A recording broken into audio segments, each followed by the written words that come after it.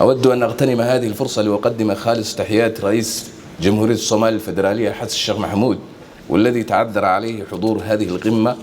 كما نتقدم بأحر التعازي والمواساة للشعب وحكومة اليابان الصديق على فقدان رئيس الوزراء السابق السيد شيزو أبي.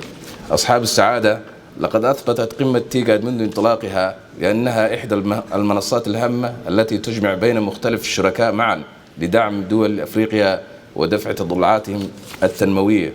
ومما لا شك فيه أن الأمن والاستقرار من أهم دعائم التنمية التي لها أولوية خاصة في دفع وتمكين التنمية المستدامة وتحقيق الاندماج والتعاون الاقتصادي على المستوى الإقليمي والقاري. أصحاب السعادة، لقد قطع الصومال شوطا مهما من الإصلاحات الاجتماعية والسياسية والاقتصادية، ونحن الآن نشهد نموا اقتصاديا وتقدما جيدا نحو الأمن والاستقرار.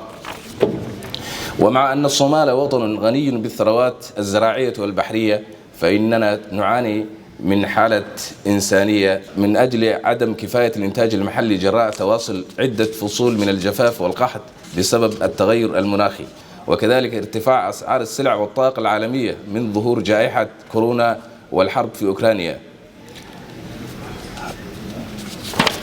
أصحاب الفخامة، تتطلع حكومتنا صومالا يعيش في سلام ووئام مع نفسه وفي سلام مع بقية العالم، ولا مجال لتحقيق هذا السلام أيضا دون تحرير جميع مناطق الصومال من عناصر الإرهاب. لذا نود أن أغتنم هذه الفرصة لأدعوكم إخوتي وأخواتي لدعم جهودنا للقضاء على الإرهاب وإنقاذ المتضررين جراء الجفاف. كما أدعوكم لدعم جهودنا لتحقيق الأمن والاستقرار، مما يشمل دعم مبادرات التكيف المناخي ومبادرات تحقيق الاستقرار. وهنا أود أن أشيد بدعم اليابان السخي لمؤسساتنا الأمنية ودعم الصناعات المحلية الرئيسية لتوظيف العمالة وتحسين سبل العيش.